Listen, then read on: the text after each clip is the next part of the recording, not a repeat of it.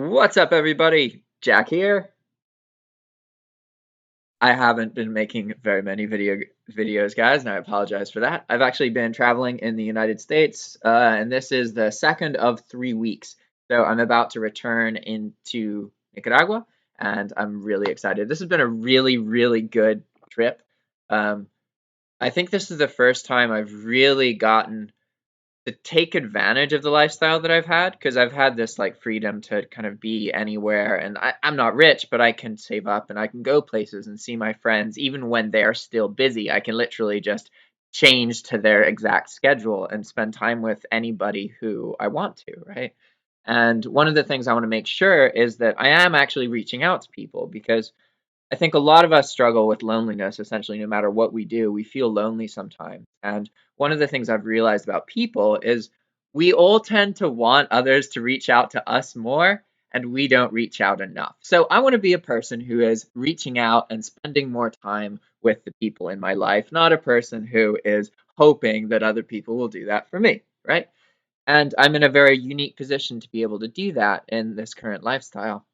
And this trip really helped me realize that because there were a couple times where I had to decide between like working on something or getting like a solid day with someone I hadn't seen in a year or two and probably won't see for another year or so.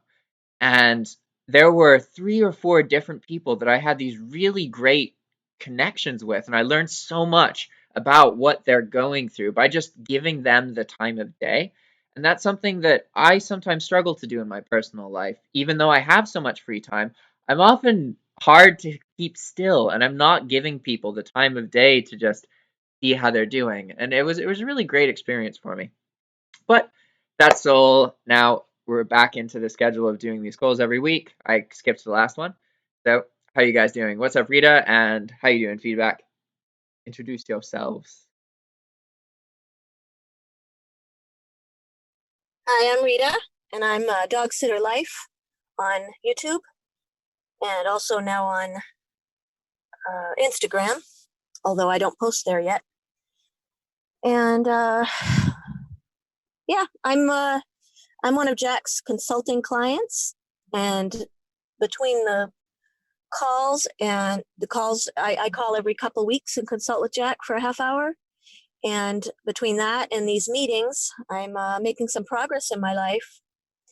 And I've got a long way to go, but Jack's been a real good help, and so have the other people that have been on the calls. Bray's been awesome, and yeah, just want to keep getting better and keep.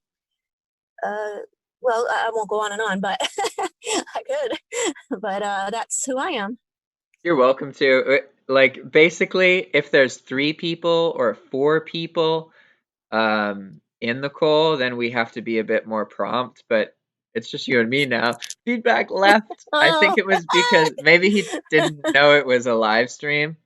I oh. should have just not said anything. Okay. I Well, wish more people would join, even that, like, I wish I I could know. live stream people without them knowing. Because the reality is, less than like 200 views are going to happen with any of these live streams. They're not like big products that It's reach. not. Yeah, it's not going to be on the evening news tonight. No, like, absolutely not. Yeah, and that's what's so funny about it. Because it's a perfect example of a situation where, like, we perceive something as such a big obstacle. But really, we could just join and talk and it'd be okay, you know? And it's a perfect illustration of that because if you can deal with that, that's what all the problems in entrepreneurship and all this stuff are about. It's just you think it's a big deal, but you just got to find your way to fix the problems and not waste your time thinking about stuff all the time. That's tricky, Yeah, right? like you said, you just did you changed your Calendly thing. I don't know how long you've been thinking about needing to do that, but then you finally did it. It was 4 minutes. Yeah. I get Like that. I totally get I've that. been thinking about doing that for 2 weeks. So just Yeah, I figured. so you guys listening, I've done like this consulting stuff for a while, but I didn't have like a free trial, which is quite odd actually. Now that I've looked, I've done a little bit more research into consulting businesses, and most of them have the kind of setup where you can talk to the person for free the first time to see if you benefit from it, and then if you like it, then you have to pay for more. which makes so much more sense than just charging from the very beginning.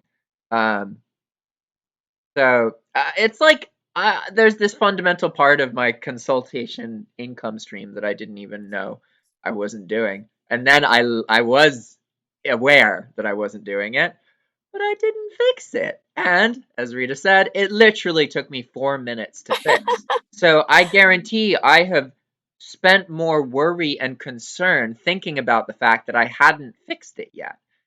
So all I had to do is go to my main page and create a link for a free trial. That's it. It was like 4 minutes. But I had spent at least an hour collectively over the past week or two feeling negative things about it. If you And added it all up. yeah, it's ridiculous. And that's what's so frustrating about the world and progress is like we really can just live lives where we work less and we earn more money and we're happier. It's not fair, but that's our reality and it's so frustrating sometimes. I hear ya. I hear ya. How's your week been, So, Rita? Any what's been going on with you? oh my God, what hasn't been? So, you know some of this because we had a call last week, but for whoever's listening, if there's any interest, I've been getting some routines in my life. I may have taken on a little too many at once, but I've been, let's see, let me just bring up a day, and that'll help me to. I started, so I sell on eBay a little bit. I've had very small store and I've gotten very frustrated. I turned my store off in December, which is supposed to be a big sales month because I was just so over it. And but I've never had routines and with that. And so for some reason, I guess because I just can't let go, I decided to turn my store back on. I wasn't sure if I was going to just quit completely or not. But I turned it You back are a on. phoenix, an eBay Apparently. phoenix. You have Oh my arisen from gosh. the ashes. Yeah. So about 2, 3 weeks ago, I turned it back on. Bunch of stuff sold right away because that's what they do. They lure you in with a few sales, and then crickets for a little while. That's how it goes with eBay, up and down. But I have most days I have gone to my storage unit, which is 5 or 6 minutes from my house. It's not a big deal, but I had made it a really big deal, like what you're talking about. Oh, I have to go to the storage unit. And it's Yeah. not that big a deal. And then I have a little list. Chris has talked about having your systems written down, your process, and so I have my list of what I need to do when I come to my storage unit. I mean, it's very, very basic. Put away the thing I listed yesterday, get a new thing to list. Um, I actually sat in my car and did the drafts. So all I had to do when I got home was take the photos. I'm only doing two. I was doing one for the first week or so, and now I'm up to two a day most days, not every day. Sometimes it falls off, which is fine. If I shoot for 7 days a week and I do five, that's great, you know? Five's awesome. As far as I'm Yeah. concerned, five is every single day. You can say you Yeah. do something every day. If you really do it 5 times a week, that's Yeah. okay. I think Yeah. that's solid. Yeah. And, I get one item out that needs to be either tossed or donated or whatever. I pick up any item that might have sold. So it's just like I have this list. There's a couple more little things. I'm working on a couple of like bigger things like Chris. I mean, this is why I keep listening to Chris because every once in a while there's a nugget there, and I'm like, oh, that's brilliant. The He golden said, nuggets, yeah. yeah, he said like I've kind of thought about doing this before, but he said it in a different way that made it help me make more sense of it. Emptying out bins that are, and combining bins and stuff like, so that you have an empty bin, with a number on it, your inventory number. And then all the things you list that week or whatever go in that bin until you fill that bin. So it just Yeah. makes, yeah, it just makes it a little bit easier to wrap your head around because otherwise I was having to go back in after I listed it and putting the bin in that I was putting the thing in. Does that make sense? Yeah. So I'd list it and I'd come here to the storage unit. I'm actually here now. Come to the storage unit to put it away, and I'd have to go back into eBay and put the number in that I was. So, that's just Yeah, a bit more ineffective. it. Just Or when you less have effective. yeah, just one more minute task that just I just need less of those. So There's a process to doing that too with the emptying the bins. That's a process too, but at least you're doing it all at once. And I guess you can. I think you can go into the. I don't remember what you call it on eBay, where you kind of they're all showing all at once. Like I guess it's what you use if you're gonna have a sale. It looks like Uh, a spreadsheet, kind of. uh, like a promotion? What do you mean? No, Oh, it's a file thing. exchange, the CSV Yeah, thing. but I don't. Yeah, yeah, it's that thing. I don't do file exchange, but yeah, it's that thing. I guess you can change a lot all at the same time or something. Yeah, it's I've amazing. never really, yeah, I've never You can really used it, just but I guess, yeah. you Go could ahead. I'm sorry. revise, edit, delete, and create listings all just in response to you uploading a spreadsheet. So it's Yeah. super, super Oh, yeah. useful. It's I did. definitely efficiency wise, it's the most effective way to use eBay compared to using their website to do stuff. But if you're not into like doing things in the hundreds, then it's probably not it. It depends on Oh, who you really? are. Yeah, Because like I it's gonna tried. be a bit more effective for you to use File Exchange than the regular website, but there is a learning curve to it and time you need to spend to get used to it and comfortable. And the benefit is directly proportional to your scale. If you are much bigger and you have more items, it is exponentially more beneficial to use File Exchange to interact with eBay. Whereas And uh-huh.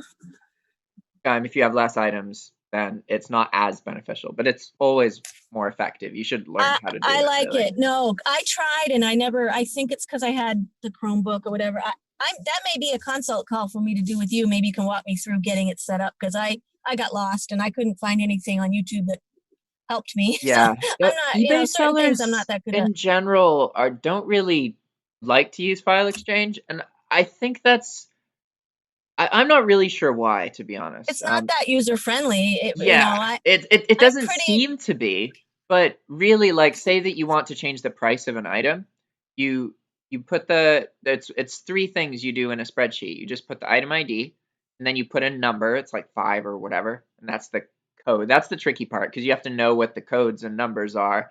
But then once you look them up in the thing, you just be like, okay, if I want to change the price, I put this number here, I put the item ID here, and then I put the new price here. And then you can yeah. do some math and formulas and stuff so that this spreadsheet does one of these after looking up a price in response. Like you can make the spreadsheet check places on the internet. So Oh my God. file exchange allows you an almost a crazy amount of possibilities. And Yeah, it's also yeah. I not mean, but an API. eBay does some of that now too, though. eBay gives you on my phone. I think I don't know if it does it when you initially list it, but I know when you go into revise, it'll have this thing now you can click on and see what the recent solds went for, Yeah. and they actually give you like a suggested price. So I don't know. So yeah, maybe someday I'll. It's not my top priority, but I wouldn't mind getting that set up. I actually had a roommate that was supposedly good with that kind of thing, and whatever. He was going to do it for me, but never happened. It's It's fine. so it's not so useful for listing items. It's more useful for monitoring and editing and changing the items you already have. Because when you're listing items, it's a bit troublesome to use File Exchange to do that because specifically because of the photos, you have to like upload your photos somewhere accessible on the internet Yes. and then point File Yes. Exchange to that. So you Yeah. can do it, but at that point, maybe you could have just uploaded the photos regularly through eBay. Um, Yeah. you know, there are ways. Yeah, I wouldn't say it's something to worry about too much. No, I'm not too worried about it. But I don't know. I had Um, this dream.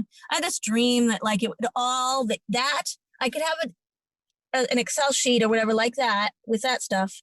And then it would also be integrated with my inventory sheet and when it's sold. And like I was hoping I could like have that all okay, mashed together. yeah, you can do that. Oh, wouldn't Yeah, that be the dream? definitely, you can Yeah, do but that. I couldn't. I know it's possible, but It's for not me to do even it, just. It's not a oh someone else like you. You could do that faster than you think if you just had a bit of help. yes, a bit of help. I would need a bit of help for sure. 'Cause so you're spending time putting like what's selling into a spreadsheet, right? Yes, I do. I try to. The idea is every time I list something, and I've had this habit for a while, although sometimes I fall off a little, but there is a habit. whenever I list something, I put it on the spreadsheet. And then when it sells, I have the habit, and I always do the sell time. Every once in a while, though, I get a sale and I'm like, this isn't on my spreadsheet, but so I Yeah. just do it and hope, try to remember the price I paid, just, it's still pretty, it's a little rustic still, it's crude, but, it's, it's just habits. I just wanted that habit, and, Yeah. and you got to come up with that information for your taxes too. So yeah, it's been good. I'm glad I have that habit. Um, I never wanted to be that person at the end of the year going, What happened? yeah, I have to pay taxes. What? And trying Yeah. to like recreate the stuff. And, eBay knocks your stuff off after 90 days, your sales. I think it's 90. Yeah, it You is. can still look it up to your, PayPal. yes. Or for me, also, I find, my Yahoo email, Ah, yeah, yeah, you know, yeah. Yeah, because the I find emails that are very indefinitely stored. helpful. Yeah, you got to find the right keyword so you can, kind of, it filters out stuff that's not, your stuff you bought, or you know what I mean. You can't just put eBay in there. You're gonna be, too much, But anyway, there's a way to do that too. But I don't want to do that. So anyway, I've been so another new habit is going to the store every other day and getting 2 days worth of food, which is mostly salad and fruit and a little meat. And Woo! so, yeah. And then the other day that I don't do that, I'm going to go back to my mailbox. And I don't actually have to do that every other day, but it helps me to think of it that way, if that makes sense. Just, this is my mail day. Do I need to go? Well, no, not today. Yeah, I'm gotcha. good. I don't get that much mail unless I get packages, So so it's just on my mind, And then the other one, I'm many nights I've been getting my clothes ready the night before. Um, so yeah, and I just have a schedule. I went to the gym once this week. I wanted it to be more, but that's going to be one of the harder ones because I just want to go and I want to do the massage. It's the massage center, and I want to do weights because weights are supposed to be really good for you as you age, to keeping you strong. So I think I would like to do that. And I didn't hate it terribly when I went. It was all right. I just don't look at anybody. And they don't look at me, and that works. That's fine. Everybody's just working on themselves, And I used to take that personally. I used to think they didn't like me, didn't It's like the looks of me. Isn't that funny how we can both be frustrated at people for not interacting with us, but also be mad at them for interacting with us at the same time? Like No, I mean, it's I wouldn't mind if crazy. they no, I wouldn't mind if they interacted with me, but I wouldn't mind. But I Yeah, mean, but you appreciate it when they don't sometimes. But you just said that was something that's nice. They leave you alone so you can no, just do I your was thing. being kind of sarcastic, to be honest Okay. with you. I love to make new friends if they're interesting. I do. I love to make new friends. And that was the problem. I would go to the gym, and everywhere I go, I'm trying to, meet people. And I'm not talking about guys, I'm just talking Gotcha. about Yeah, people. no, yeah. And other And people just, aren't necessarily having this mentality. That makes sense. yeah. I Because when understand I that. go in stores and stuff, I like to talk to the people that I see. If I see them frequently, I like to say hi and, ask them how they've been or something. I just Yeah. like to have those interactions. It doesn't have to turn into a deep friendship, but I just like that. And that it just doesn't happen that way at the gym for whatever reason, because everybody's just into their own thing. And I have to be okay with that, and not take it personally. So I think that covers almost everything. I've been doing a little day trading with Bray. He's been awesome, helping me learn about that. And I didn't finish my course though. I think we were taking The video editing course, yeah. yeah, I did not. I got through about 2 sections. I'm just not. I don't know exactly how I'm going to incorporate the courses into my life. I'm too tired. I sit down or lay down to listen, and It's funny because this one is the one you picked. I know. I'm sorry. No, it's fine. I feel bad. I will keep working on it slowly, maybe I over the think next I'm still few not sure months. how I want to deal with that mechanic. Because I definitely want I like taking one course a week. In this case, I didn't do it either. But that's mostly because I've been traveling and I've been spending time with That's people fine. and that stuff. Yeah, That's I'm fine. not beating myself up about it. Um, Not me neither. but We tried. I like the concept of taking one per week and like having some kind of breakdown of what was learned from that course. Kind of like I guess I could do it in a way where I like, okay, this is the course that's going to be taken, and I'm going to explain it next week.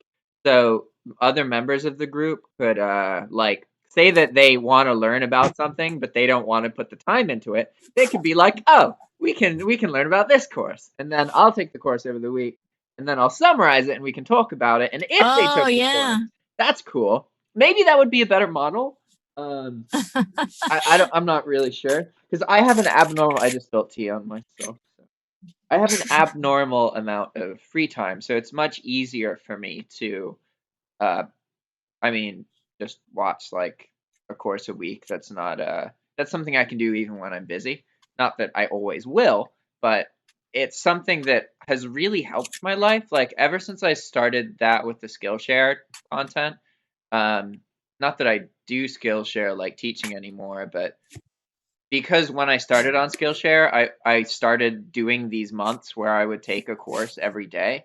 That has changed me a lot over the time since that. Because at this point, it's been like 8 months since then or so. Um, and I see now that there's so many parts of this Spanish content website that are directly linked to courses I took in these. Like I Oh basically yeah. had 3 months over the past 8 where I took an average of like one course, a bit less than one course per day. So I would like say I'd take 30, and then I'd Damn. be able to do it most of the days, but not all of them. That's Um, great. and a lot of that, like this stuff about email lists, everything about um, like how to record videos in a way that is keeping people's attention.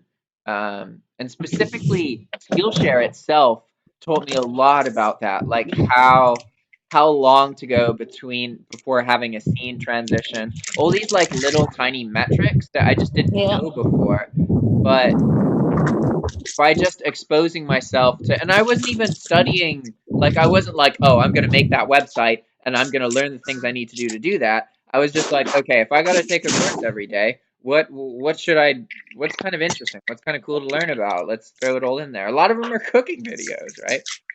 But Whatever you like. yeah, exactly. So I we'll talk envy about, you. I envy your free time. Oh.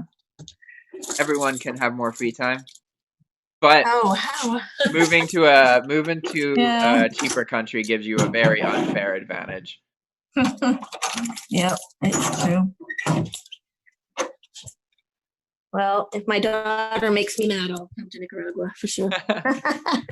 Right now, I'm gonna stay.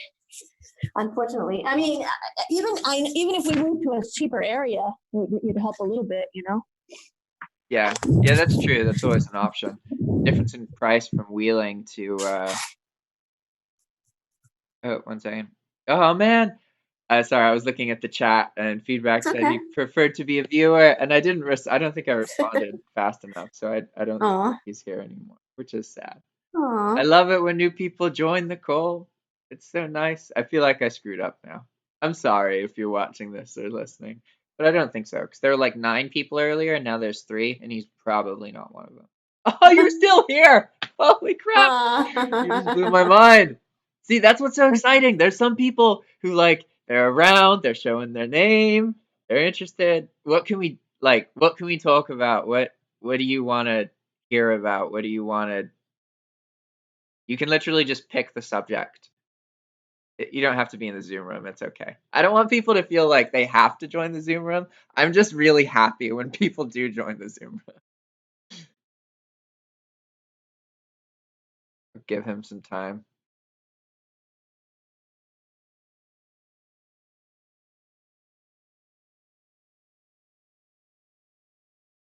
Yeah, I spilled like all my tea. Sad. Aw.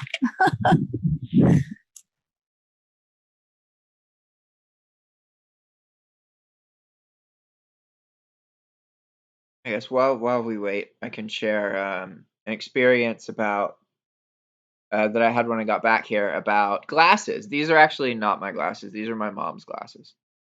So this is not my normal glasses, but I am getting glasses.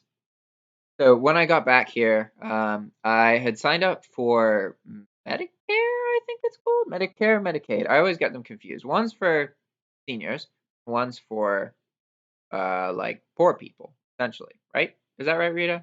How does it work? Yeah, Medicare usually is for older people, and Medicaid is for poor people Okay. in California. But you're No, going I think through. that's right. Okay. Because basically in Nicaragua, I'm like average or average wealthy. I'm able to do a lot of the things that I want and live a very free, like financially burdenless life. But in the United States, I'm below poverty. And so it's super interesting, right? That you can change so much just by changing your location. And I had an interesting experience getting back because a friend of mine had told me that if I don't get some kind of insurance, like health insurance or minimal coverage, even though I'm not in the US, so I wasn't worried about it because I can just pay for private healthcare in Nicaragua and pay way less than me paying anything in the US. And unless I develop some like weird fancy disease, because I'm paying for private healthcare and I live in the capital, I'm not really affected by the less general availability of healthcare in Nicaragua compared to the US. Um, because it's not necessarily true that healthcare isn't available everywhere. However, it is true that the average Nicaraguan person has a bit more limited access to healthcare, especially in rural areas. Like that is true, that is a reality. But by living in the capital, that kind of negates that factor, right? So I didn't want to pay this tax. My friend told me it would be like $500 if I wasn't insured or something like that. And it didn't end up mattering. So I basically accidentally signed up for Medicare. And wait, Medicare, Medicaid? God damn it. I need to remember an acronym. Medicaid. Medicaid. Medicaid? Yeah, I don't know how to remember it either. I used to get them mixed up all the time. It's all right. I don't know either. Okay. Anyway, so I'd It's signed more up to for that, life. and then as soon as I got back to the U.S., I was excited because there was a card here, and I thought I had like insurance. And so I then learned about the reality of Medicare in West Virginia, one of the states that has very little coverage of, like in general, healthcare access is much less in West Virginia compared to like Northern Virginia or one of these like more wealthy places, right? So that was really interesting because I learned that basically, yeah, I technically had coverage in case I got sent to a hospital. A bit of it would be paid. If I broke an arm, I wouldn't have to pay the full $20,000. I just have to pay a couple grand, like this kind of stuff. And it was really interesting because I called the numbers to figure out, all right, I want to learn more about this. What situations can this be used in? When can't it be used? And essentially, the level of care extended to just emergencies.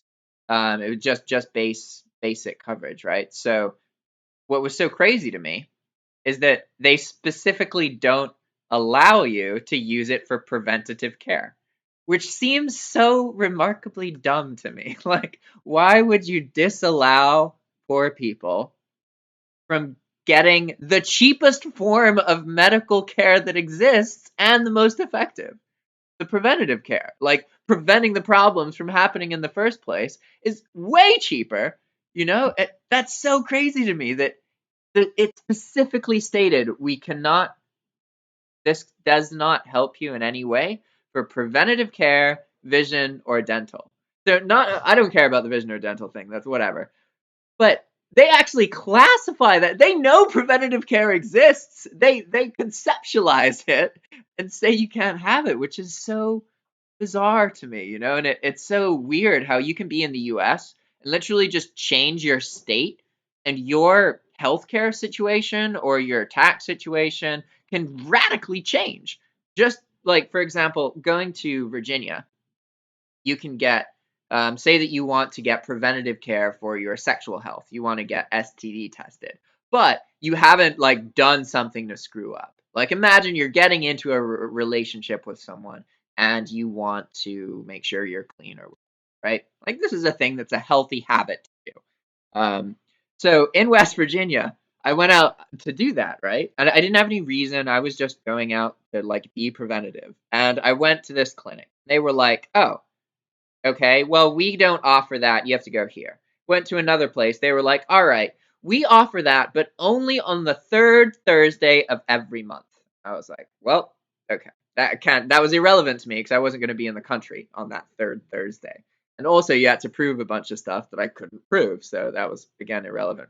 So they suggested that the best place for me to go to get these like standard STD tests were the emergency room.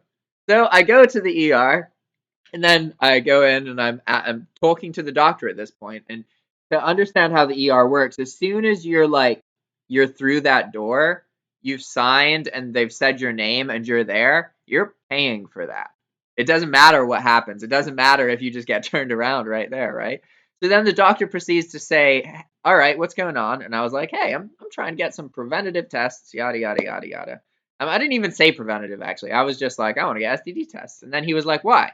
And then I was like, "Well, because I'm gonna I'm like might hook up with someone, and I want to make sure I'm clean, right?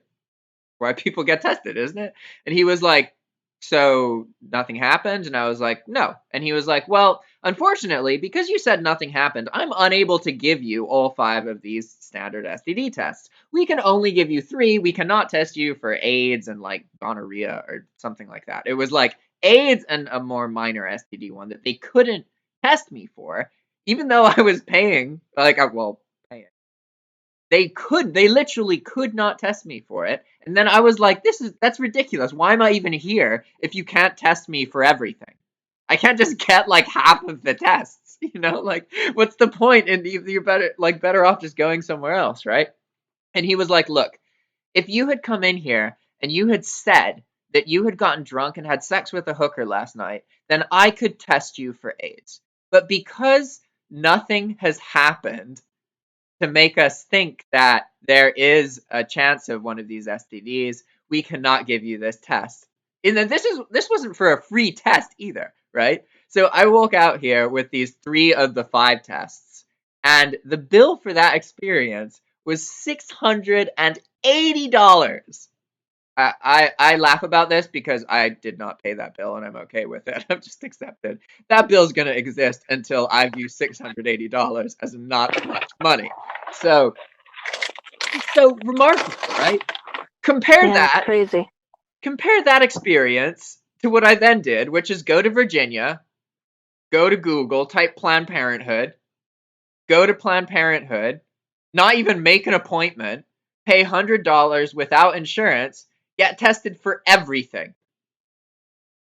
It was ridiculous. Like in the time that I had been forwarded to one other place in West Virginia, and I got forwarded 3 times, right? This was a whole afternoon.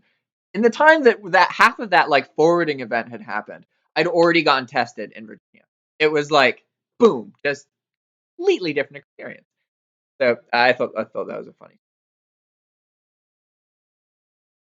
Yeah, it's crazy. Hey, There's a lot of insanity and all that. There's people that try to change it or they talk about changing it, but it doesn't seem to happen. I and don't no, know. it changes. It just takes time. You know, Yeah, a long it takes time. time. Long time. We'll be old and gray. Yeah. Well, I already am a little gray. Hey, maybe that means it'll happen now. Yeah. So feedback responded and said, "I found your content from you talking about Google ad strategies." Um, Hmm. Wow. so I think I know the video he's talking about. I recently reorganized my YouTube channel to make it easier for people to find my old content. Basically, my YouTube channel had been organized pretty much just by when I recorded the videos. And I went through a bunch of different phases making all the videos on my YouTube channel, like a whole bunch of different phases. So it was kind of hard to get at, to break everything down for people who are new to the channel. They have no idea what it's about, any of that. So now I changed it so that there's specific playlists, and I went through all my videos and I looked at the ones that I feel like are useful to people, and then I like highlighted these and prioritized these and add these to the playlists.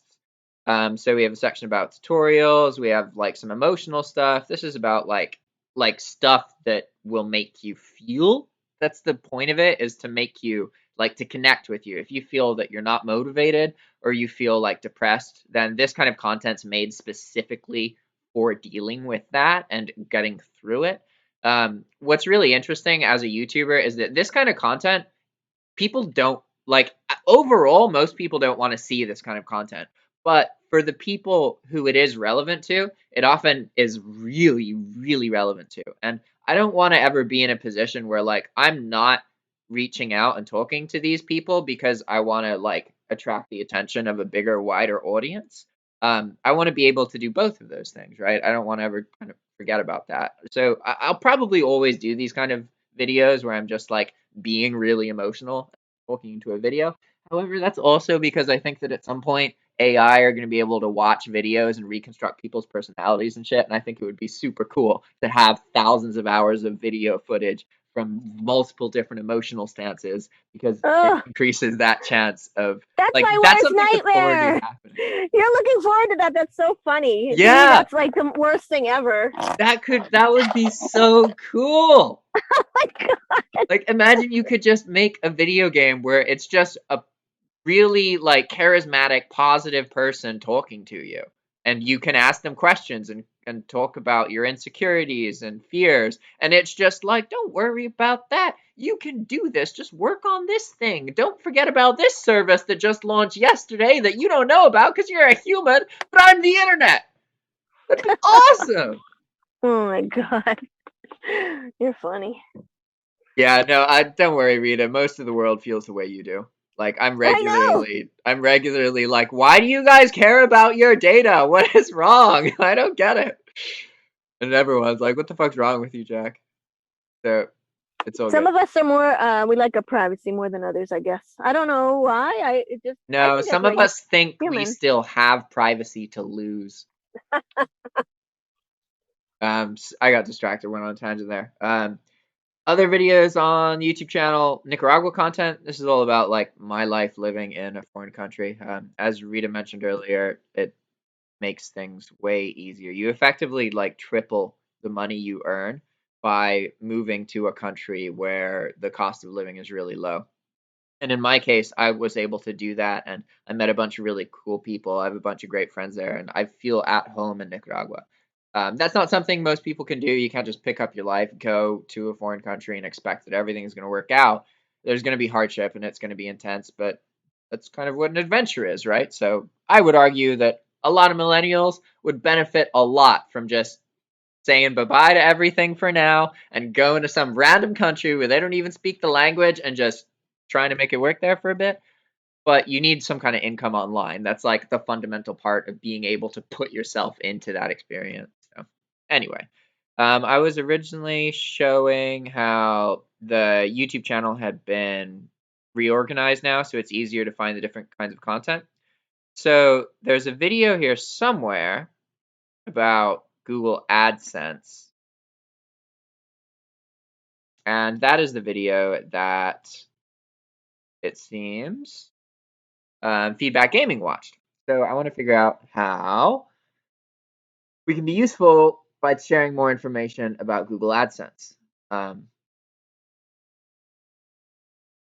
I guess feedback, what are you trying to do with... Oh, hey, I think I remember a message from you. Something is... I think you told me. Skillshare referrals. Oh, okay. Yeah, there was a time where I was doing like YouTube advertising to push a video. Um, yeah, gotcha. That didn't end up working. None of that. I ended up getting banned on Skillshare. um, But that was an interesting experience actually, because I learned that experience is what taught me the difference between videos that perform well organically and videos that perform well advertised. Basically, like if you want to advertise a video and you want its traffic to come from advertisement, you have to know that from the very beginning, and you have to literally create the video differently. The best videos for advertising are fundamentally completely different than the best videos to aggregate subscribers and to get free views. That they perform very differently. And one of the reasons for this is that when you're creating content and you're making videos on a YouTube channel, you are generating an audience, you're generating subscribers. These people are getting to know you, they have a connection to you. They may not care deeply about you, but some of them do. And a lot of them know your name and they know how you feel about something or what you're educated in or what information, what niche you're sharing information about. They know this about you. They have some level of connection with you, right?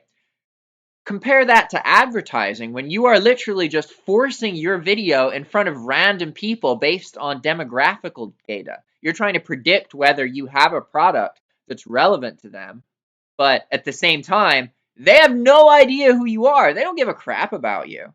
And that absolutely shows in the metrics. That's why I really want you to understand that the kind of video to make that does well with Google AdSense is fundamentally different than the kind of video to make that does well getting its own views and getting shared on YouTube. Generally, the Google AdSense stuff is more likely to be useful if you are a big company or organization. It is possible to use Google AdSense as a smaller entity, but it isn't easy.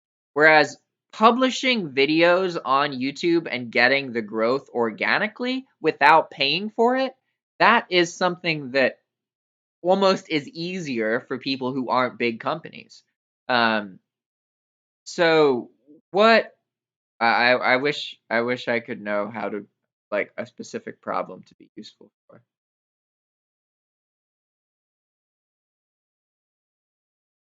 Oh, okay. So he said that I already have an established YouTube channel and make a decent living, and I found your video because Google Ads confused me.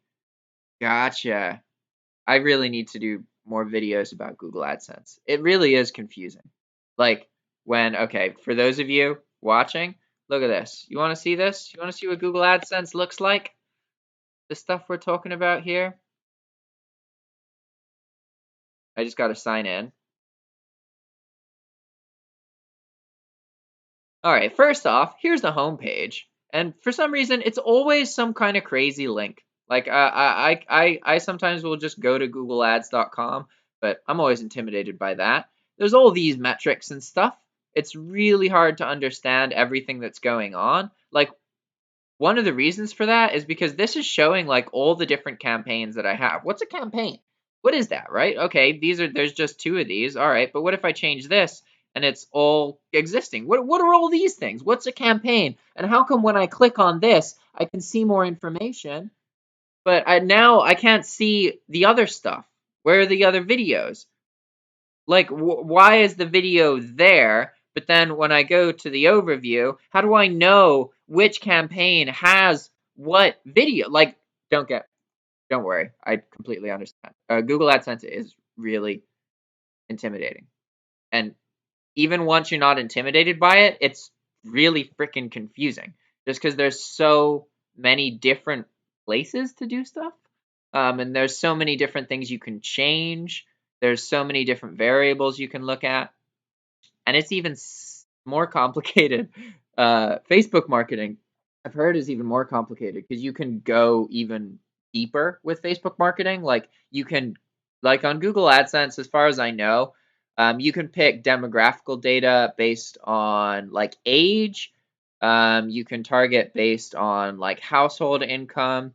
You can target based on parental status. So if they are single or married or unknown, you can target based on gender, and you can then target based on searching. So not through demographical information. You can target specifically people who are searching for something. So, for example, I like target people who search for drop shipping and show them certain content sometimes, that kind of thing. Whereas on Facebook, you can literally be like, all right, I want to see all the people who have car insurance that's about to expire this week. It's ridiculous. Like, you can get so nitty gritty with Facebook. Cool. Yeah, I'm not sure. I guess I should just make a video about Google AdSense, a tutorial or something for people. That'd probably be useful. I hope feedback joins. I hope you join the call at some point. It'd be awesome. More people participating is great.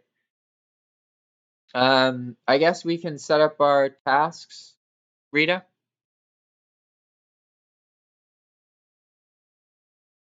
We can start with mine. Sorry, I usually mute myself, especially if I'm eating something or whatever. So then All it good. takes me a minute to, yeah. Your task for the week? Well, oh, Yeah. what happened with the last one? The last task. What was the last task? I don't even I don't know. remember I now. gotta look it up. I got it here. I think it was to do the Spanish content website or spreadsheet every day, and I didn't. I No, talked you to were gonna. people about it. No, you were gonna pretty up an email doc and keep working on it. It's a rough draft. An email Okay. doc? Yeah, I think for your email campaign. Oh, yeah. I did do that. But Oh, good. I didn't finish working on it. Okay. Yeah.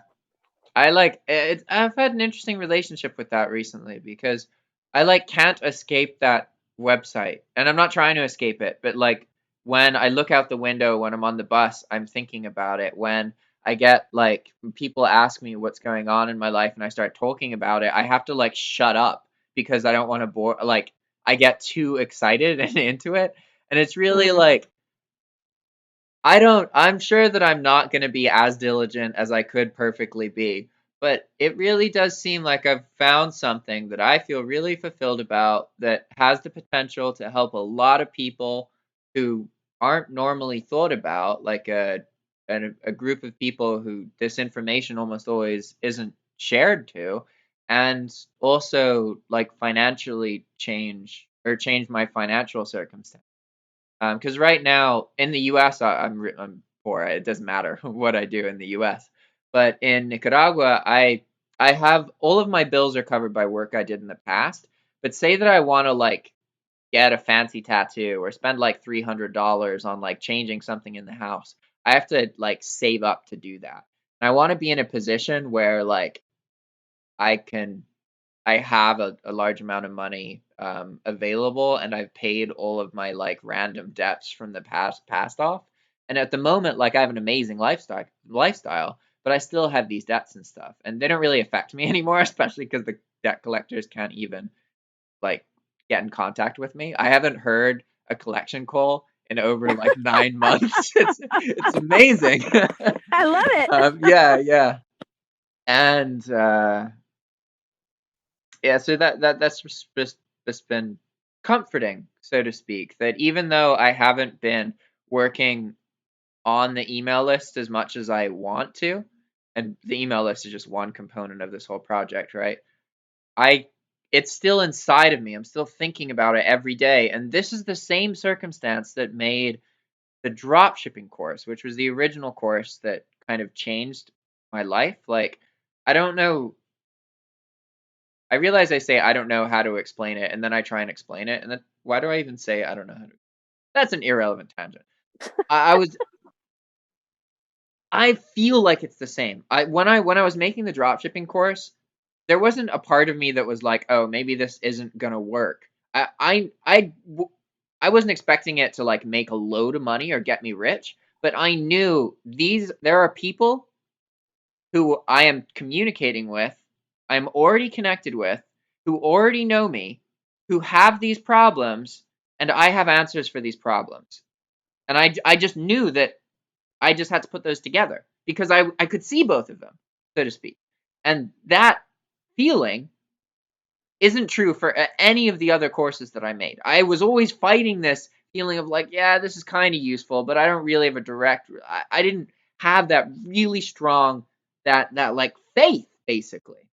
Whereas now with this website, it feels that same way, except the potential for this is way bigger because of the financial setup. One, it's not dependent on another platform.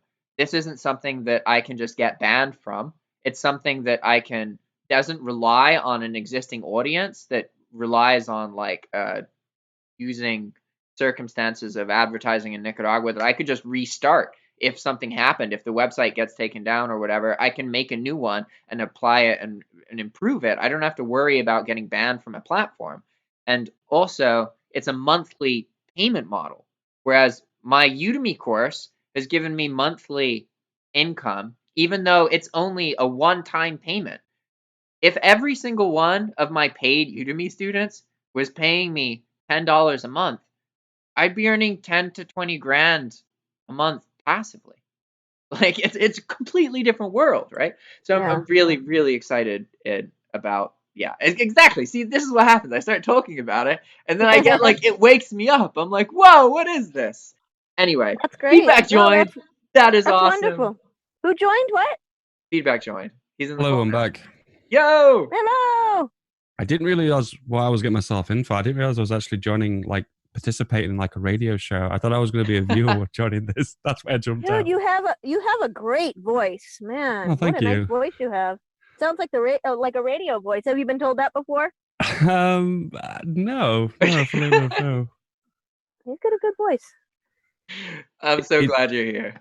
it's kind of what I do because I do YouTube full time, and that's how I stumbled onto your video. I had a lot of AdSense credit, and I'd used AdSense in the past, but I never Ah. really knew how to effectively use it. I just felt like I was just throwing money at advertising, and I felt everything Yeah, it that's was how it pretty feels. It's awful. Yeah, it felt very random. It didn't feel very structured. That's why I wanted some kind of plan with it. yeah. Oh, that makes total sense, man. And I still I've tried to do a lot with it, and I've done like over 30 different advertising campaigns for various different things. Um, and I've learned a lot about it, but I still kind of feel like it's just throwing money at something. It's so hard to. One of the tricks with AdSense is that like effectively what you're doing is do you know about seven interaction theory? No, never heard of it. So there's this concept that people know you have a product, right? You're trying to sell something. It could be videos, whatever. You're trying to get people to do something. Um, usually, supposedly, in order to get them to pay, they need to interact with you or your brand 7 times before you can expect that they're going to. They're more before they become more likely than not to purchase a product. It takes roughly 7 interactions. So cold calling or cold marketing is selling things to people with 0 interactions. That is literally the hardest form of marketing you can possibly do. And it ends up being very manipulative because you have to convince people they care about something that they don't care about because they've never interacted with you before, right? But this 7 interaction theory basically states that your goal should be to expose people to you as much as possible and have them leave each exposure with more information or something useful so that they want to keep interacting with you more. Because if you can get them to the point where they've interacted with you 7 times, at that point, that person is more likely to purchase your $20 product or $40 product than not purchase it. So if you can focus on how can we get ourselves to be more accessible to people, which is one of the things that Google AdSense allows you to do. But you also have to be careful, as I'm sure you've seen, because YouTube cares a lot about your metrics of your videos, especially like your average view duration and this kind of stuff. Google AdSense is exposing you to traffic that has no connection or care about you at all. The reality is the traffic from these advertisements is going to negatively hurt the metrics of your existing YouTube videos. And that's why it's really important that you have a separation where you have the YouTube videos that you're making that you're trying to grow, and you have the YouTube videos that are designed to be advertisements to lead some people somewhere. And that could be your YouTube channel. That's fine. But you really have to have this separation, because otherwise what happens is you pay for the advertising, you get 1,000, 2,000, 3,000 views on a video, more than you would in whatever period of time. But then almost none of these people engage with the content because they don't care about you. They don't know who you are. They don't, even if it's relevant content to them. That doesn't mean that they're in a position where they were going to watch it. You have no idea what's going on in their life. You are literally exposing your video to the most critical form of traffic that you can. So it's really important to have that fundamental separation where your adverts are that. Like maybe you're trying to bring money or bring viewership to a YouTube video. You should make a separate YouTube video to act as the ad to kind of buffer away that that effect and that decrease in analytical performance, so that that video that you really care about, that you want to have a long view duration, so that that video still has good metrics. Um, that was my like biggest takeaway from my experience with Google advertising. But I can honestly say that like there was only one time I was able to do a marketing campaign and earn more money than I spent. And that was when I was doing account acquisition for eBay. So I was trying to find people who had a certain kind of eBay account, because one of my clients wanted to purchase these accounts from people.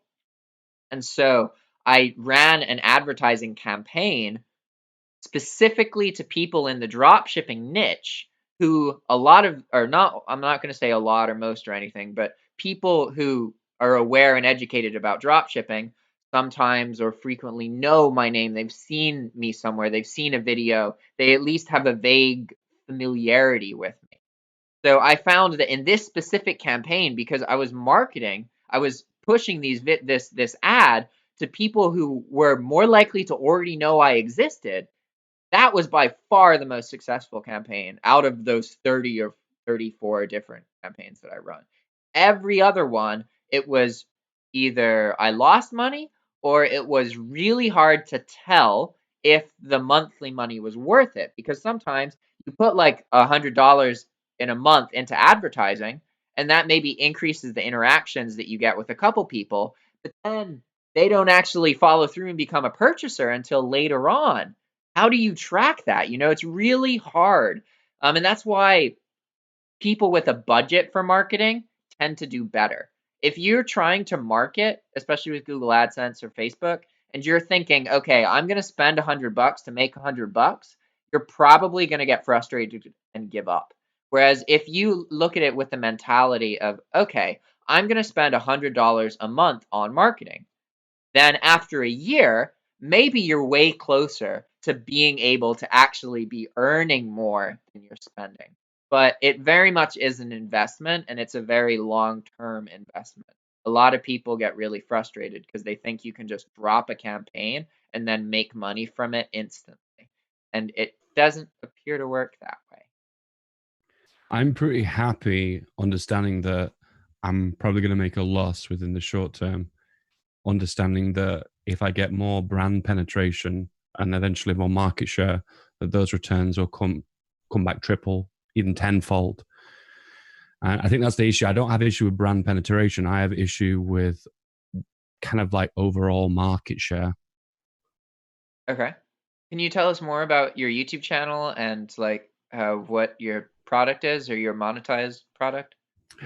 Yeah. So I guess the product is me. I guess I'm an entertainer. I do let's plays, computer games on YouTube, and the goal of the ad campaigns would be to promote videos, the most recent ones that I've done, and compete with other YouTubers to take their overall share. Okay. Once again, not a real issue with brand penetration. I think my name is already established in that field, which I must admit is a niche inside of a niche, you know, but Yeah. that's the area where I work.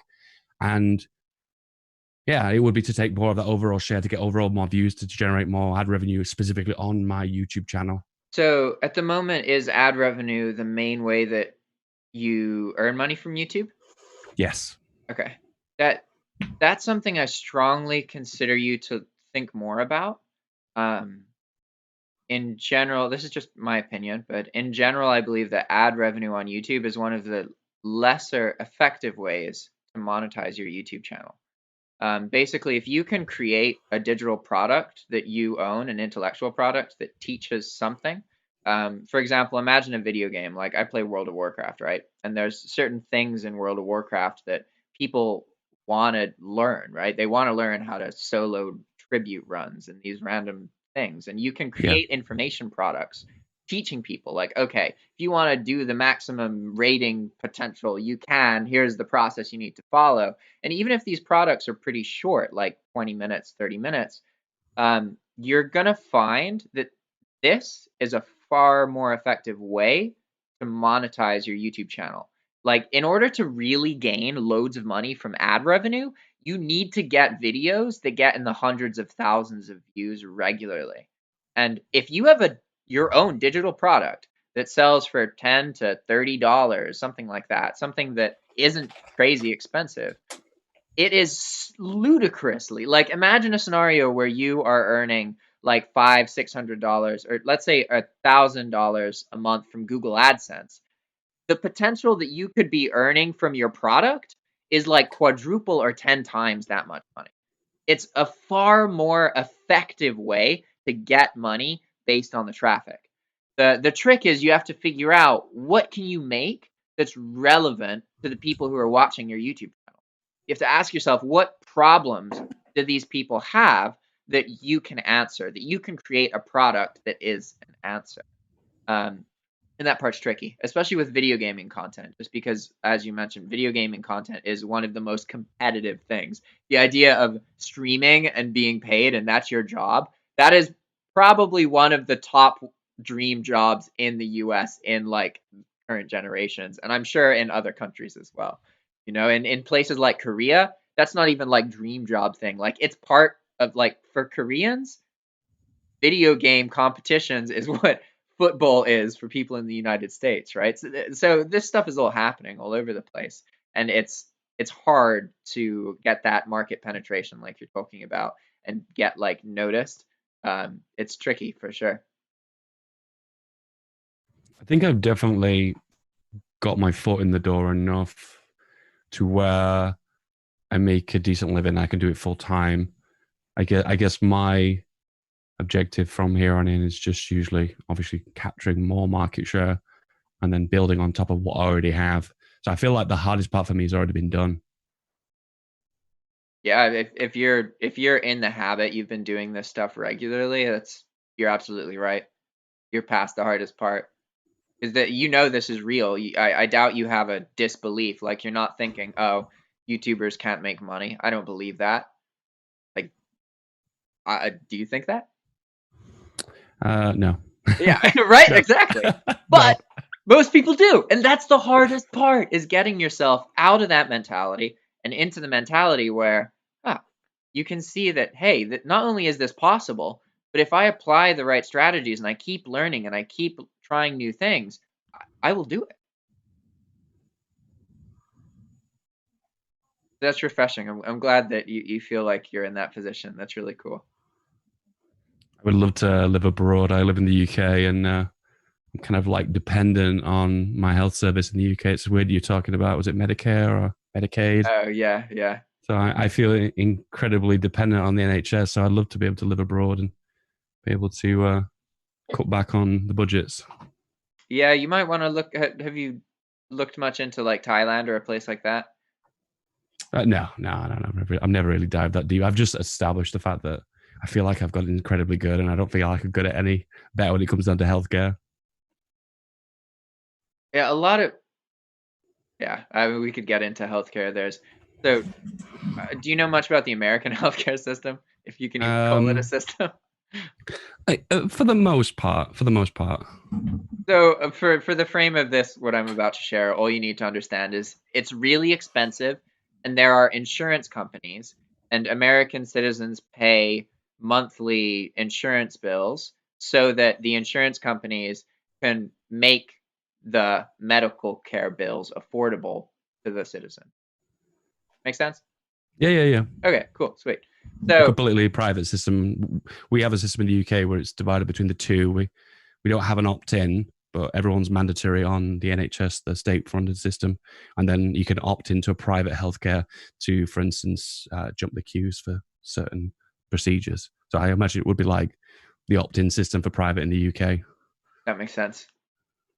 There are companies now in the US that instead of getting the surgeries in the United States, these insurance companies want to make money, right? So they are sending people to Thailand, paying for their accommodation for 1 to 2 months and having them get the surgeries there. Because the insurance company can be like, hey, look, well, you're either going to be here and have to pay this much money, or you can pay half the amount of money and get a free 2-month vacation in Thailand, basically, while you recover. Like the insurance company can give that option to a US citizen, and the insurance company can make money off of it.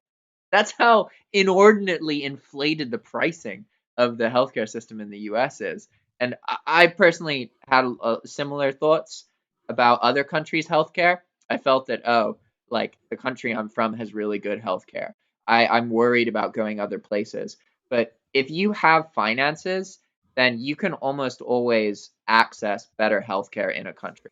Like in Nicaragua, for example, average people in rural areas do not have good healthcare access.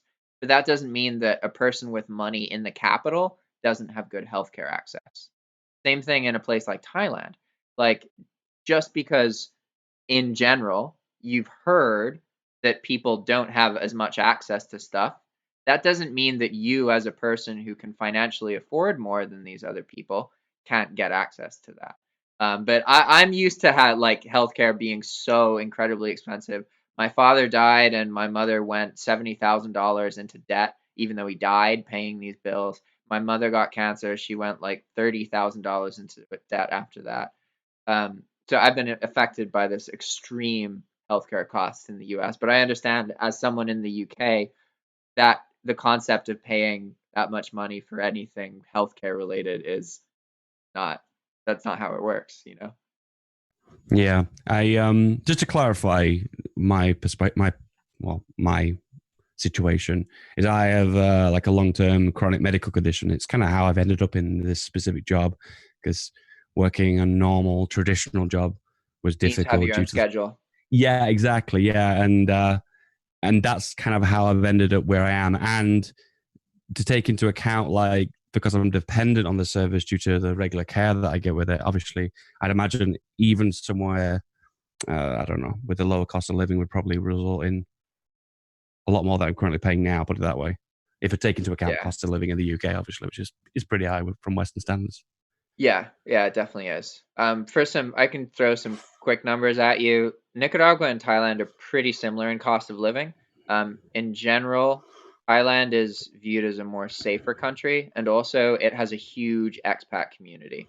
There are Bangkok has, or not Bangkok, sorry, Chiang Mai has more digital nomads, like people earning money from a laptop or playing games or whatever, than almost any other place in the world. It is a crazy place to go to for networking and also for the reduction in cost of living. But I just wanted to share that Nicaragua and Thailand are pretty similar. They're comparable. So my rent for 1 bedroom in a house that I have full access to, 2 or 3 blocks from the president of the country in the capital, cost me $130. My electric bill is $8, and it's split between 3 people. I spend between 150 and 250 bucks a month on food, and I'm shopping at one of the most expensive, convenient places you can go to. These are the realities. In a country like Thailand or Nicaragua, your base costs of living will be between like $200 and $600. Unless you're getting like a really fancy place in a touristy area and you're going out and partying all the time. If you are accessing the things that fuel the locals, you're eating local things, it's even cheaper than the numbers I'm telling you. Like, I'm talking about the experiences people from other countries have when they come and they live in a country with a cheaper cost of living. It completely changes your relationship with money. In my case, I can pay for a $400 plane ticket every 3 months to go back to the US and come back to Nicaragua. And this still barely dents the amount of money I'm saving by being in Nicaragua. It literally amplifies the money you make by threefold. It's insane. And that's, like I said, I live with people who are able to live off of like $250 a month. And they would budget for it, but they do it sometimes. They're able to. Like most of my friends who have degrees and are educated in Nicaragua, if they get a job that pays $7 or $8 an hour, that's like really good. Really good. Finding a job that pays like 11 or 12, that is next level shit. Being paid 15, that's like unheard of. That's more money than you need. And that's the reality in these countries. And it's so hard to like when we were raised in a place like England or certain places in Europe, anywhere that is developed, it really skews our sense of what's going on in these other countries. Hey, Bray, what up, man?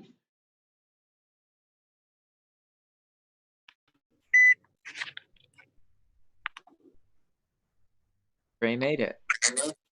Hey, How you doing, man?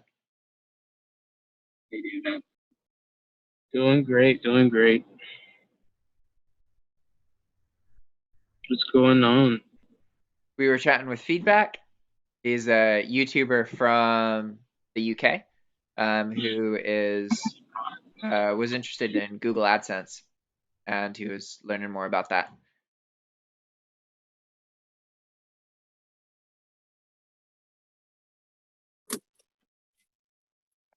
Am I missing anything? No, I don't think so. Bray just joined. Oh, great. Hi, Bray. Got a bad connection. I guess it's time to pick our tasks now. Okay. I got I had one I was supposed to do last week, which was I got the new laptop and 2 weeks ago, and I was to activate Windows or send the laptop back, and I did get Windows set up, and I got Discord on there, and I got DaVinci on there, and so I'm doing pretty good on that. Got everything set up, and for next, to be honest, like I only got through, I think I got through 2 of the sections of the DaVinci course that we took on Skillshare. So I'd like to try to get, here I go with that try thing. Yeah, see that part? That's so good. That's such a good sign, Rita. I plan to do 2 more sections so that I'm continuing to make progress, because the way I'm doing it, I'm not just listening. That doesn't work for me, I guess, right now. So I'm going through on my DaVinci at the same time, and I stop the video and I do it. Yeah, it's time consuming. Yeah, right now it all looks very small, and even on my laptop it looks small, everything. But that's how it was with the day trading charts too. And now I can look at them on my phone and it's fine. It just the unfamiliarity makes it, it's kind of a mind game, So anyway, I'm gonna do 2 more. I'm planning to do 2 more sections of the DaVinci course. Awesome. Okay, so you want that to be by next call? Yes. Sunday. I will still be in the US next call. Wow. Yeah, that's like 2 days before I leave. So by the next call, you're gonna do 2 more sections of this DaVinci course. Yes. Okay.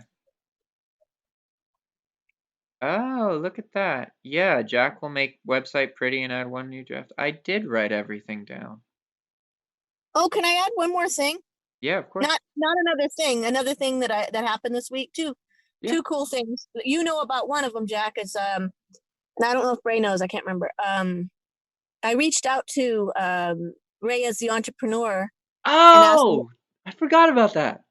oh, so huge, and I forgot. And I just, he did a video, and he kind of sounded like he was looking for some new material and things like that.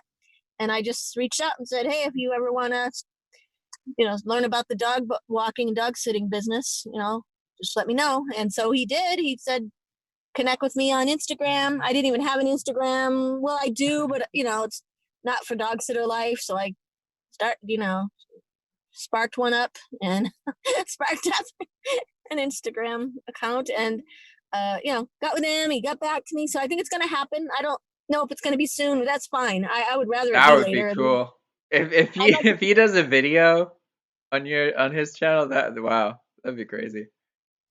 Yeah, I mean, and I'd That'd be like it to fun. be later. I don't really want it to be right away. I'd like to get my YouTube channel like where I'm doing pretty decent videos. So if I get some traffic out of that, that they stay because the content is good. You know what I mean? Or some of them. I know not everybody will, but so I'm Yeah. okay with if it takes even a few months for this to happen. I'm totally okay with that. Interesting. The other thing is I told this one of my clients about this happening.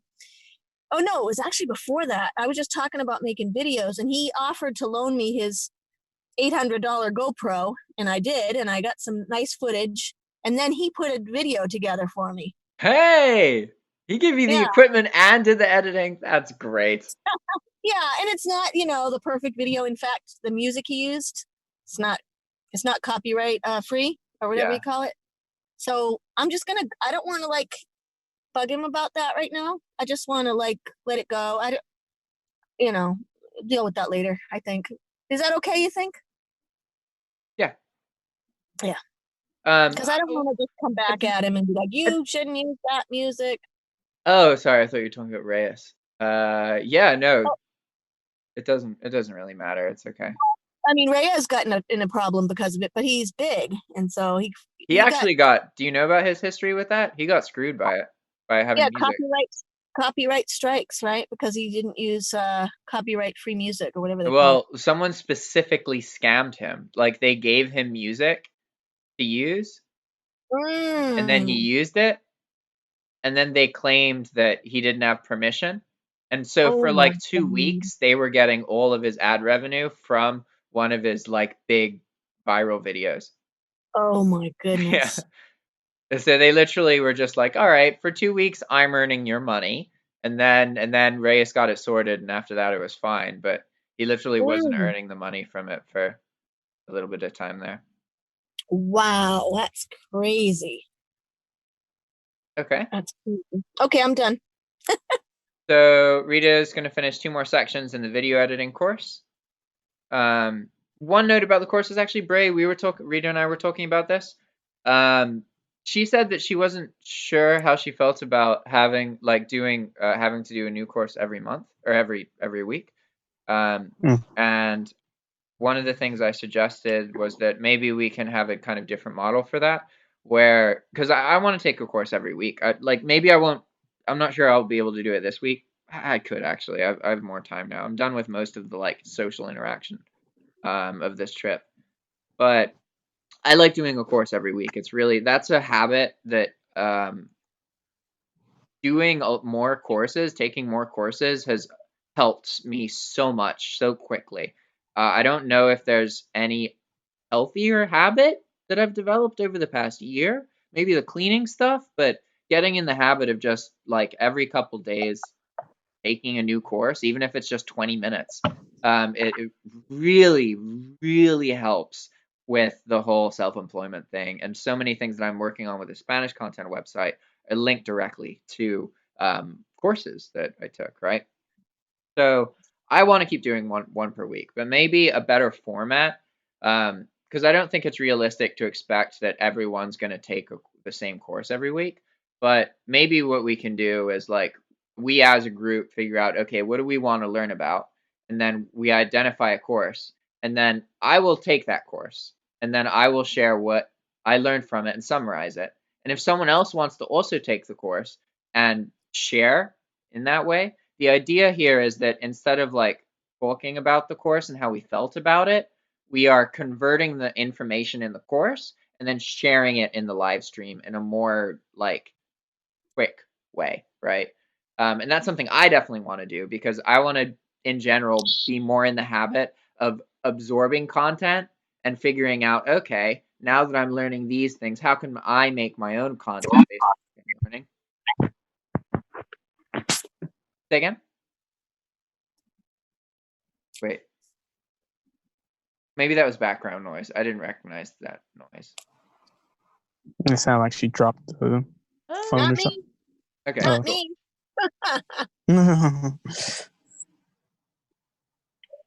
So what do you think about that, Bray? Do you think that's something? Yeah, I'm definitely going to definitely do the courses with you too. I definitely think that's a very good idea to be proactive about taking these courses. And if you don't have time, you don't have time. Yeah, That's that's okay. what Jack is here for. Yeah. Yeah, I like the idea of other people distilling it for me. Yeah. I'm sorry. I mean, I always wanted to read the cliff notes to Yeah. the Yeah. literature stories, and there's actually a course, huh? Oh, I What's that? just remembered I made part of the work smart, not hard thing, and I was like adding the stuff I was learning from courses, and Mm. yeah, There no, I was just there's a completely website forgot online. about that. There's a website online that actually takes notes on a lot of the courses that are out there. Something like Note Taker or something like that. It's pretty cool. Like, because I was really into like Dan Kennedy for a little while. Have you guys heard of Dan Kennedy? Mm-mm. He's a marketing guy. He's pretty good. But I don't know. So somehow when I was looking up something of his and I found this site, and it just like this guy takes the courses and then he actually makes, I don't know if he has videos, but this is just a website page, and he just sums up the courses, what he learned. Pretty cool. So you don't have to take the course. You can just read his Yeah, stuff. or at least you can read his stuff until you find something so interesting you want to take the course. Yeah, maybe. He probably had it set up so you could, maybe he had affiliate links or something. I don't know. Where you could take it Oh and yeah, get something. almost certainly. If that's a whole website. Yeah, probably. For sure. Is there, so we have Rita's task, we need Feedback's task, my task, and Bray's task.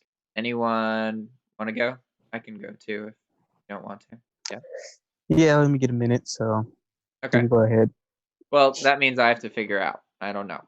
So when I'm back in Nicaragua, I definitely want to be working more regularly on the Spanish content website.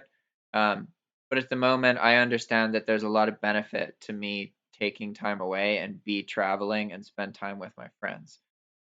So I'm not sure, given that I'm in a different country for the next week, I'm not sure what the best thing for me to make sure that I do is. Because normally it's about maintaining my environment and cleaning and cooking and that stuff. But in this case, that's not as much of a factor. It's still like a part, but it's not something that I think like me specifically working more on is going to help in a meaningful way. And that's kind of what we want to be doing with these goals, or like what's something specific that I might not do but would be really good, and if I tell people that I'm going to do it.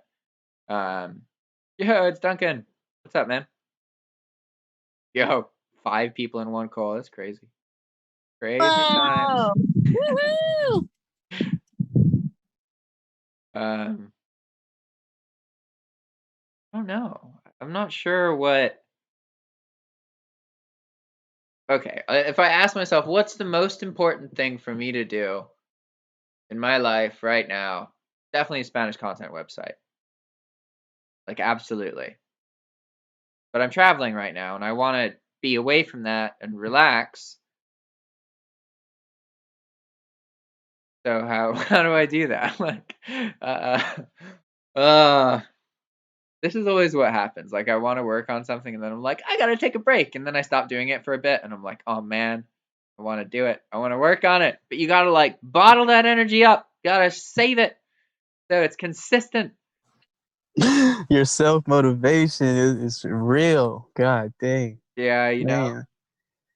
Well, exercise helps out with it. Just a little bit, just a little jumping jacks here and there. Yeah, got that Oh, Fitbit. a watch? Yeah. Yeah. Yeah. Well, this isn't a Fitbit, but it keeps track of heart rate and steps and sleep. And I've been really surprised at the accuracy of like there was one time where I was really into a movie and I wasn't moving at all and it thought I was asleep.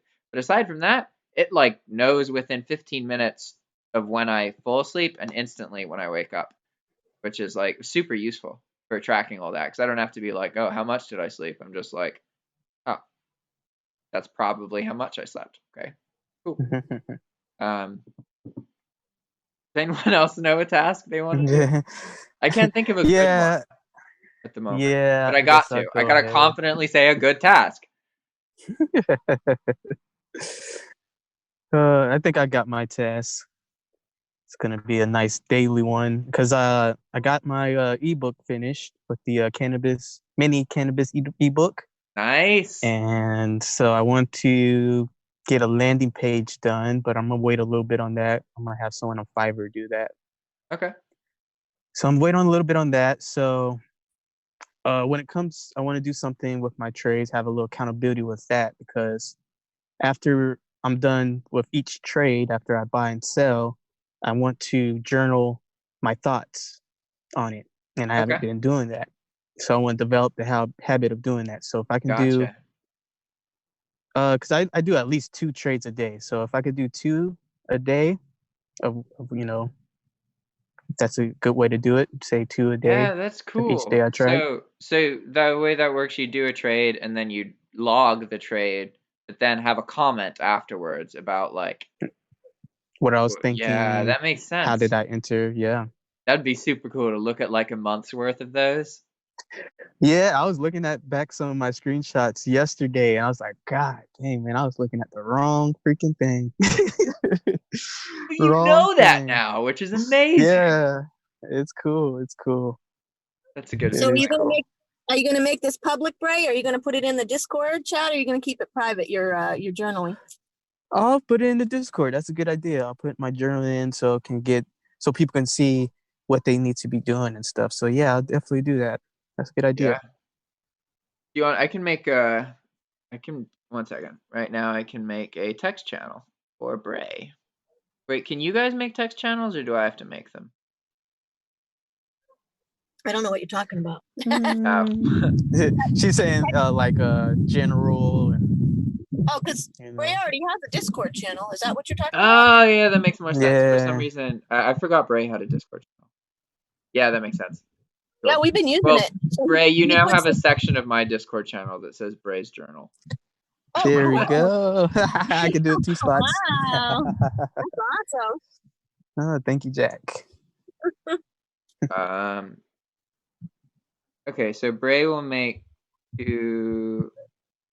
Oh no! It's not a 2. It's that every time you do a transaction, you're gonna log how you feel about the transaction, and Correct. you usually make 2 per day. Gotcha. Yep. Bray will log a note about how he feels for each transaction makes. Would you say each trade? I guess not transaction. Yep. Each Transaction's good too because it's a buy and sell. So, Okay. I don't know. Congrats on finishing the ebook. That's awesome. Yeah, that's really cool. You gotta link that Yeah, when it's I'm like excited. available. I want to make an ebook at some point. Maybe after this. You make it seem easy, Bray. How many weeks did it take you? I'll say 3 weeks Damn, to a month. Jeez. It's just a recipe book, just a recipe book, and take a little information here and there, configure it to your own words, and bam, send it to somebody. He did it for $15. Damn. That looks nice. What That's was so 15 bucks? cool. What was it, $15 to format it for an ebook? Yep. It's kind of Is like a that on, PDF. is that on Fiverr also? Yep. Cool. I want to see this Yeah. book now. Mhm. Oh, I have to send it to you. Oh, he's got to think of the task. Come on. yeah. Make it nice and easy. Oh, Well, challenge because yourself. I was thinking how I could make it be that the task is that I don't do anything on the Spanish content website. Like I purposefully don't. I can talk to people about it, but because like I'm in a position where logically I understand right now I am around people I do not normally see who I should spend time with.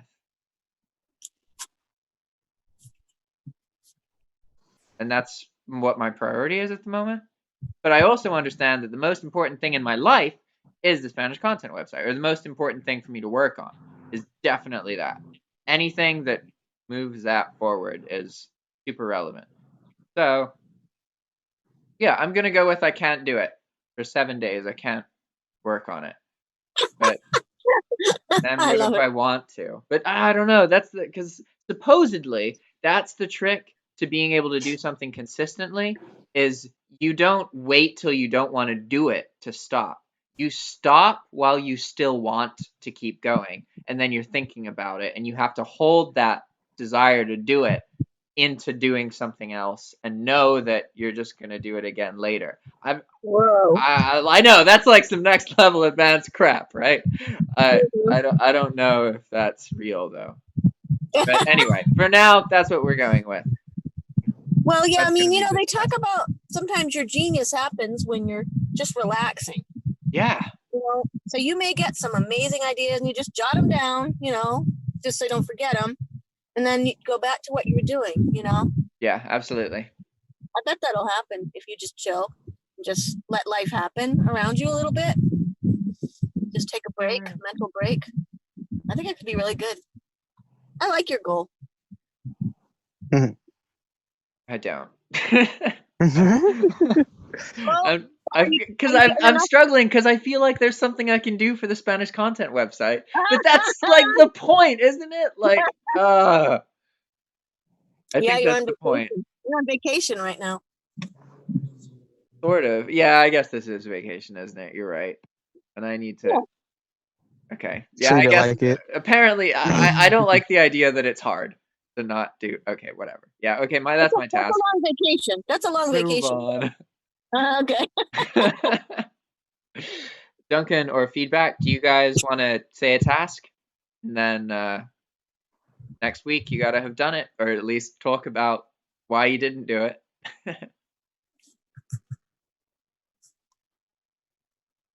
Only thing on top of my head is I think I can look for a course on AdSense, or maybe look for someone on Fiverr to give me advice on using AdSense, something along those lines. Okay. If you want, I can literally find a. Do you use Skillshare at all? Yeah. Nice. I love it. Man, this is the only context in my life where I can like send people Skillshare courses and they already have like the ability to watch them. It's amazing. Have you looked at many AdSense courses on Skillshare? No. When I picked up Skillshare, all I used it was for video editing. Okay. Let's see.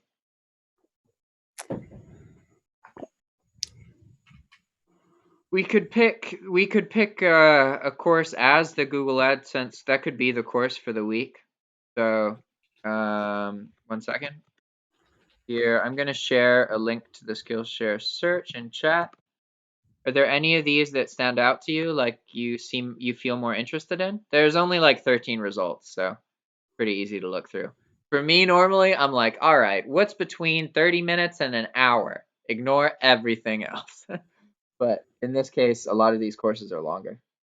Is there any way to search them by when they were submitted? I don't. Created within. This month. There we go. Yeah. We get 4. I got none. Wait, you got 4 if you change it to this month? I changed it to Google Ads instead of Google AdSense. Oh, maybe I could just put AdSense actually. Google Ads. Google Ad? I think if you just search for AdSense, oh no, so it still doesn't work. There's none within this one. I have noticed that the Google Ads website has improved massively because it does fire a lot of recommendations at you that it didn't used to do. And I feel like it'd be really worthwhile to have a course that was more up to date. But I don't mind looking at someone that particularly older courses. I don't mind. I don't even know how. I'm looking at. Does it even say when the Skillshare? Like, It where does doesn't, it? and that's really frustrating, isn't it? Hello, my name is Jasmine, No, and it welcome to doesn't the say. Design for Digital Marketing course. In this Oh video series, crap! Jasmine. Oh yeah, I accidentally started playing this course. Okay. As You have well, to. are there any that show up on that page that look interesting? I guess a few. I'll have to dive into them individually. I feel like, no offense to Skillshare, but sometimes the courses do vary in their Oh, and their quality? Yeah, exponentially. So I don't really want to commit to one that's really bad. Yeah. So normally when we're picking the courses, we actually had that problem because we were picking a course every week and we were just using any Skillshare course, but then we changed it so we only look at Skillshare original courses, and they're like super, super good courses. I've taken a Skillshare original course and been like, yeah, that was a good course, but it wasn't amazing. But I've never been like, damn, that sucks. Like, where I have definitely felt that way before taking courses. Like, especially when people are just reading PowerPoints, I'm like, I could have just recorded a video Google searching and, like, you know? Okay, so let's see. I got one original course for the Google Ads. Really? Yeah. You like it? All right, let me see. Sounds like you just found that course. Why did that not Yep. show up searching for Google AdSense? Because I put Google Ads originals. Let me see. Nice. Let me see how to share it. Maybe I can just Google Ads original. Yeah, it should only be 2 results. Yeah, and one is original and one is not. Oh, cool. It looks decent. Hi, I'm Mark Irvin. Okay, Mark Irvin.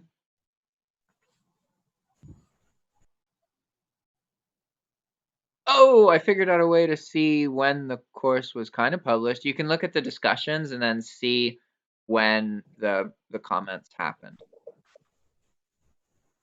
Yeah. So this course is 2 years old, but it's a Skillshare original course. And it's only an hour.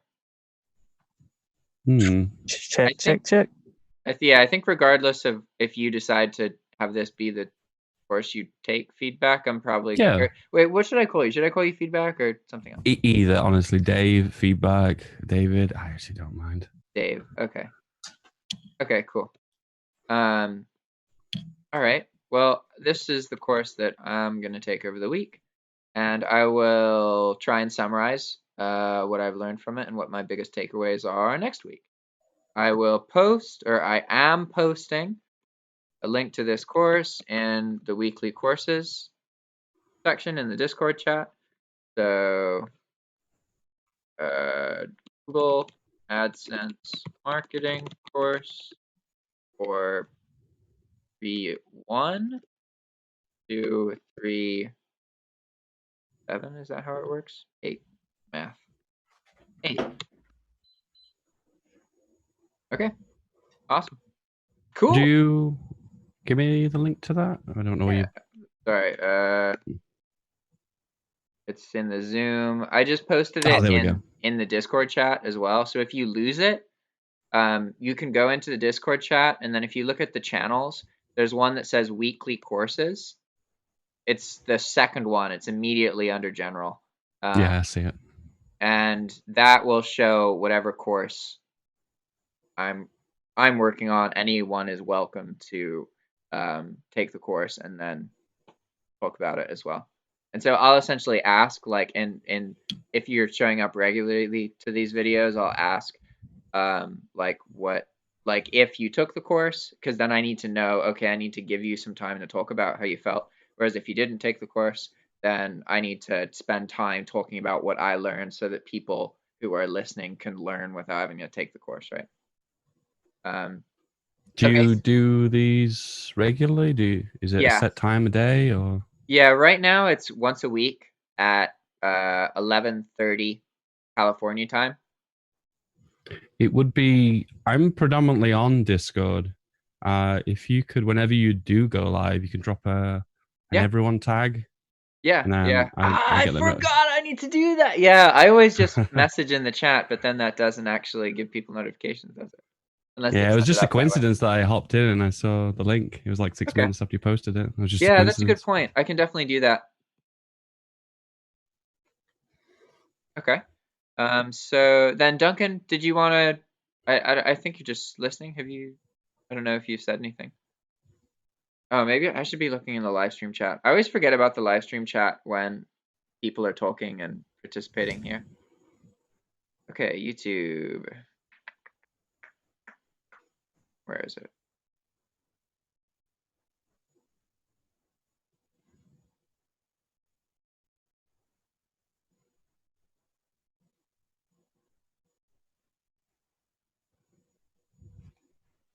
Oh, okay, yeah. It's hard for him because he lives in Australia, and so it's like 7 a.m. or something now. So this call starts like really early in the morning for him. And that's also something, Dave, I'm very flexible with these calls. So like say that we need to change them by a couple hours or maybe in the future change the day. I will always change the call to the time where most people interested can make it. Even if it's a bit inconvenient for me, I'm not too worried about that. I like I don't want big group, but having like 4 or 5 people who show up regularly is awesome. It really helps make it feel like you have more of a community. But honestly, even just Bray, Rita, and me, that's awesome. As soon as there's a third person, it feels like a group. I don't know why one other person just feels like you're on a Skype call or something. It doesn't feel like a meeting to me, but maybe that's just me. True. Rito's actually wondering. Well, she was saying that the earlier the better for her. Mm-hmm. But I think she's gone now. Yeah, it's all right. We'll figure it out. Yeah. Yep. All right. Is there anyone or anything anyone wants to ask? Any questions? If you're listening, feel free to leave a question in the live stream. Dave, is there anything you want to talk about before we leave? Nothing that I can particularly think of, no.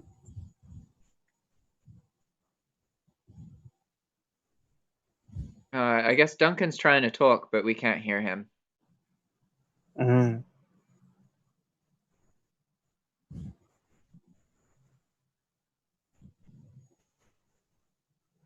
Okay, and then let's see. Notes. Boom.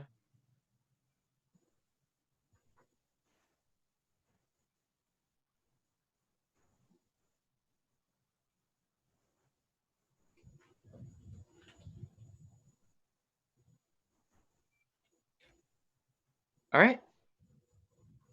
I guess that's it then. I'm just checking the live stream one more time. I gotcha. Duncan's got to change his settings. Hey, if you want to, like, you can just go to my Calendly, Duncan, and schedule just one of the free public calls. I won't record it, but I can really quickly help you just set up your mic and stuff. Once you deal with some of the problems of that, like basically everyone who starts making videos or participating in video calls has problems with their microphone at some point or getting it to work properly. Like when I do these free unrecorded Skype calls, trust me, like every 5 minutes start is, can you hear me? Oh, I can't see you. Let me call you again. Okay. What's up, Street Studio? Good to see you. Let me know. I've got a little bit more time before I gotta go. If you want to ask me or any of the others who are still present, if you want to ask any specific questions, let us know. Otherwise, I'm about to head out. I have yard work to do. In the cold. Right. Dang. Is it snow? Or where are you at? Well, no. It's just, I say it's cold because I live in Nicaragua. But it's like 37 Yeah. degrees or something, so it's not too cold. I haven't slipped in any ice. Kind of sad Okay. about that. Oh man. Awesome. Okay then. Street said he's good. How are you? I'm good. How you doing, Bray? Good. Yeah. Yeah. All